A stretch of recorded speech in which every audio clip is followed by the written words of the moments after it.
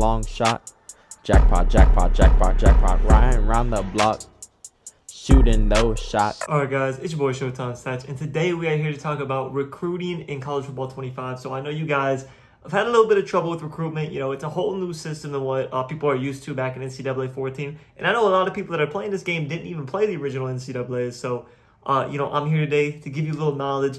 Hopefully, we can improve your knowledge in the recruitment space. And also, I'm going to give you 3 strategies on how to recruit effectively.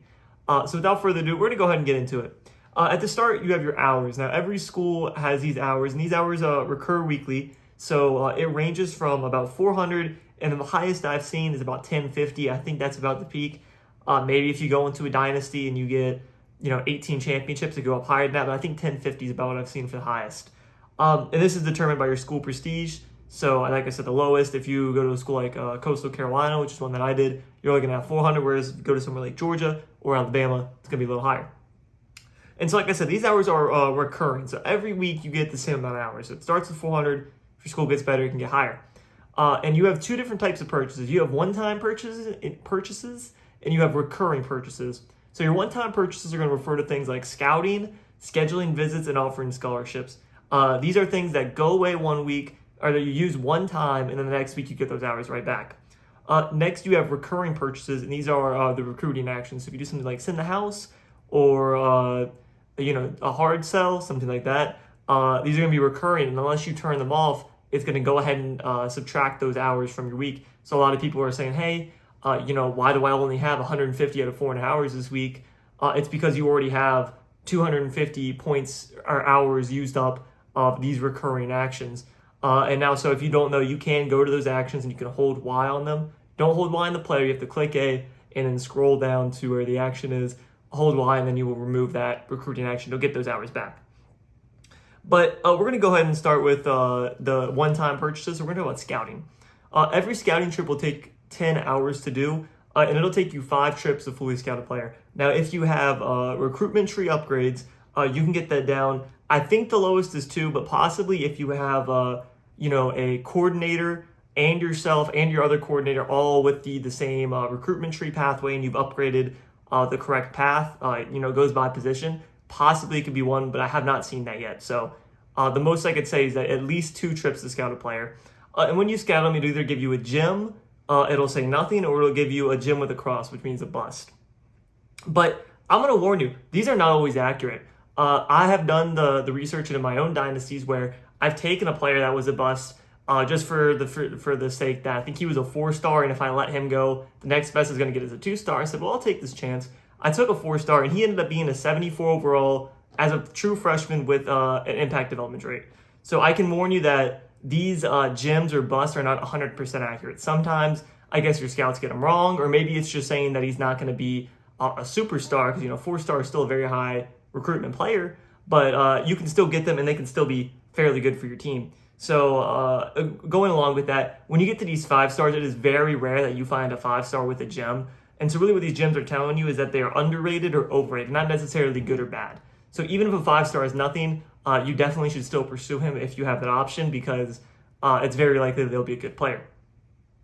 So next we're going to talk about the recruitment actions. And these recruitment actions, like I said earlier, they are recurring. So they happen every week, and they can be stopped by, going on the player and holding Y.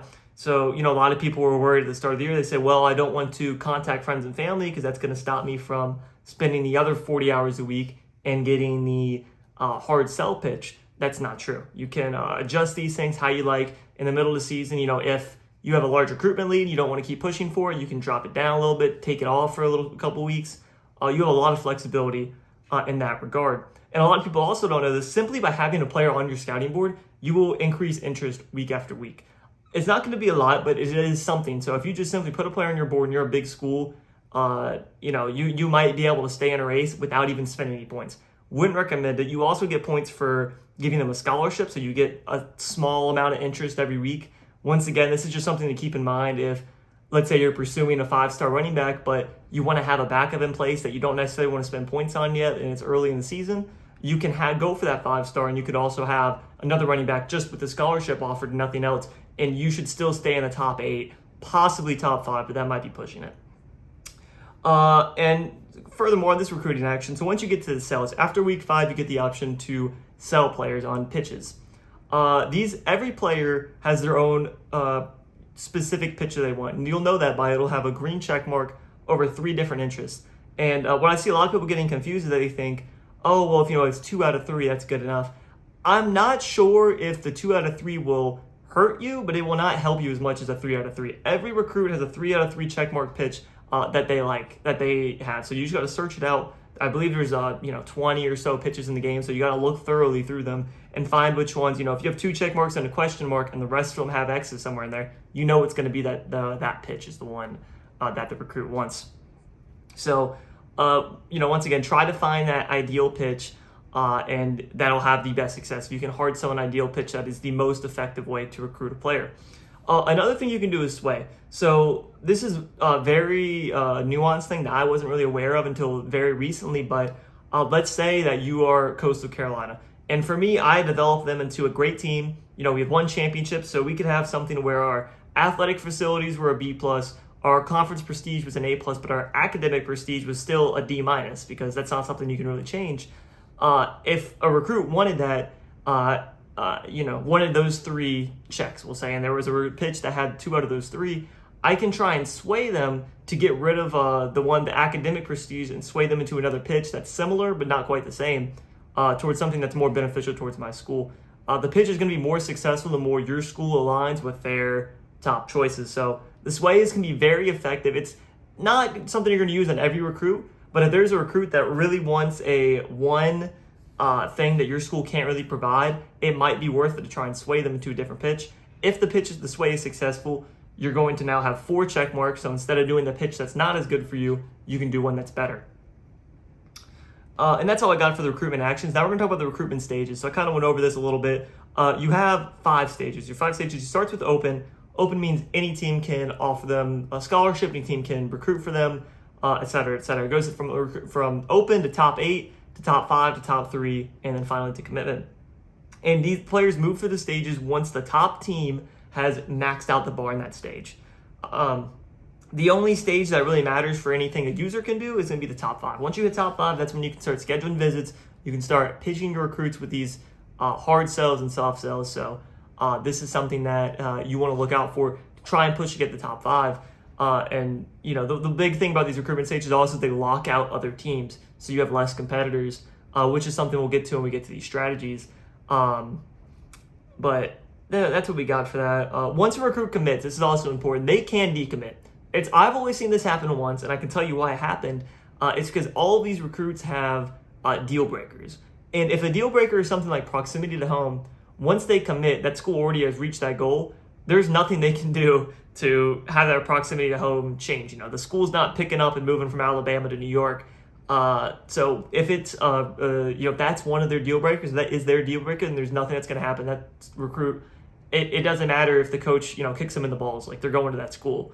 But if it's something like playing style or playing time, then let's say I recruit a 5-star quarterback when I already had a 3-star commit, and his thing was playing time, his deal breaker was playing time, then it's very likely that he's going to decommit from that school. I'm going to be out of the picture, and now those other top 3 teams are going to be in the bunch, and they're going to be fighting for him again. So if the recruit is one of those deal breakers, sometimes maybe you don't want to immediately kick them off your draft board as soon as they commit somewhere. You could keep them on there. Just keep an eye on them, make sure the other school is doing their due diligence and doesn't lose that recruit, so that you are prepared to swoop in for the steal.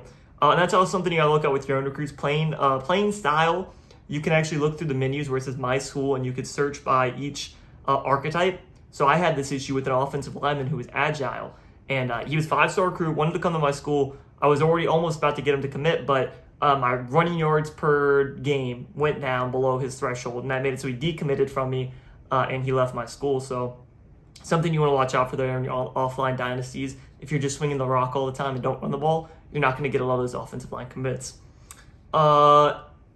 Next up, we're going to talk about the pipelines. So pipelines there is going to be an Excel document that I pull up here. I got this from Reddit, and it essentially shows every school and their pipelines.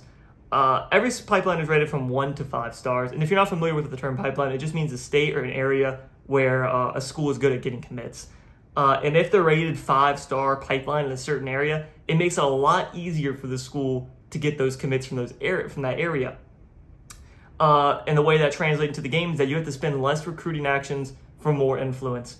So, also not only do the schools have these pipelines, but also the coach has the pipeline. So that's something to look into when you're creating your coach. If I, for example, chose Florida State, I wouldn't want to have my coach's pipeline be North Florida because we already have that lockdown. The school already has a 4-star recruiting pipeline there. It'd be a lot more beneficial for me to choose something like the Big Sky region where there's no pipeline and then I can start one. So that's something to keep in mind when you're doing your coach. However, it's not super important. A 1-star pipeline is not going to help you that much if you're one of these big schools. You really want to get the higher level 3, 4, 5 stars. However, like when I did my Coastal Carolina rebuild, the school only ever had 1 and 2-star pipelines. So sometimes you got to work with what you got. These can only be upgraded through the program builder skill tree, which takes a long time to get into. So if you're only doing these leagues for 2 years, it's not even really something you can think about. So you might have to work with what you got. That's the rundown on everything that there is. If you have any questions, leave them in the comments below. But now we're going to get into the strategy part of it. And I promised you guys I have 3 main strategies for 3 different teams, basically. Whatever your situation is. And you can do different strategies with different teams. Not necessarily does the bad team have to do the bad team strategy, but typically it will be beneficial to do it in the order I say. So if you are a school that is a lower tier school, I recommend being a pipeline pursuer. What does that mean? That means you're only going to target people that are within your pipelines. If you only have 2 and 1-star pipelines, that means you're only going for 2 and 1 stars. If you have a 4-star pipeline, you really should push for that 4-star pipeline. You're not going to get it in every position, but the goal is, at least for the first couple weeks here, you're going to focus specifically on these pipelines. This method that you're going to use, you're going to be scouting a lot more, and you're going to have less time for recruiting actions, but that'll be made up for in the fact that your pipeline it already gives you recruiting point. That doesn't give you recruiting points, but it gives you influence bonuses through your recruiting actions. So what I do with this strategy, I look for guys in my pipeline and I scout and I scout and I scout. And if they're not a bust, I'm going to give them a scholarship and I'm going to, offer them a role for these positions of need.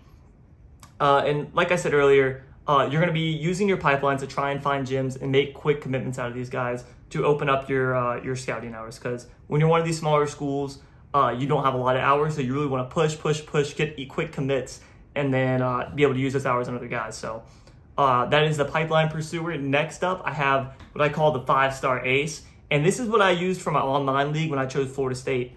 And what you do is you're going to immediately offer these top guys in positions of need. If you have a freshman quarterback, you don't need to recruit a quarterback. But, for the positions that your school is going to need, you're going to go ahead and offer them a scholarship week 1, week 0.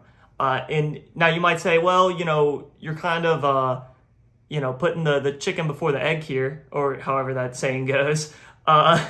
When you're giving a scholarship to a guy and you don't know how good they are, typically the 5 stars are going to be good. And yes, you're going to have a lot of wasted recruiting actions. This is why this is something you would like to use for big schools and specifically for online dynasties.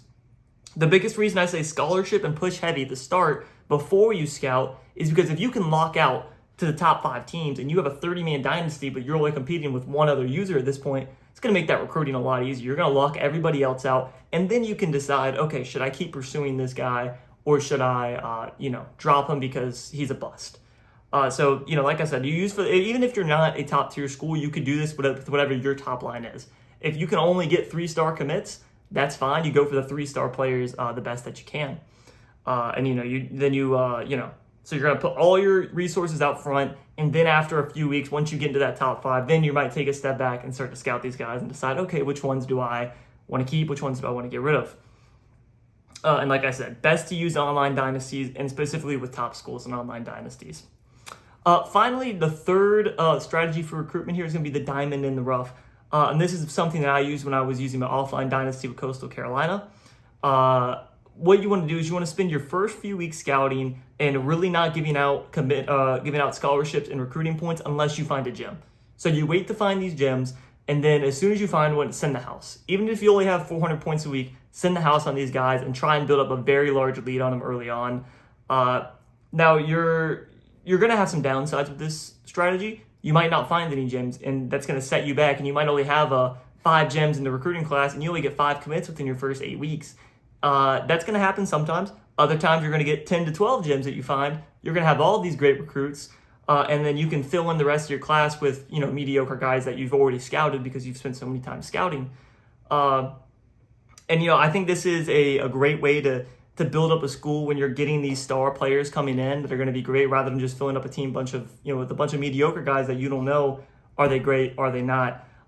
So like I said, you're going to fall behind in recruiting early on, but by the end of the year, you're going to have quality recruits rather than a quantity of recruits. So I really recommend this strategy when you're using a mid-tier school. It's school that's let's say in the SEC, like Vanderbilt, that's a poor school, but they're still getting the benefit of with being in the top conference, and they have to compete directly with these top schools. So look for the diamonds in the rough there. And yeah, so those are my three strategies.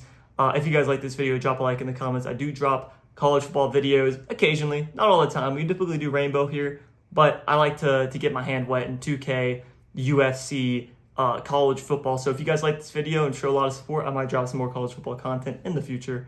Without further ado, I will catch you guys in the next video. Peace.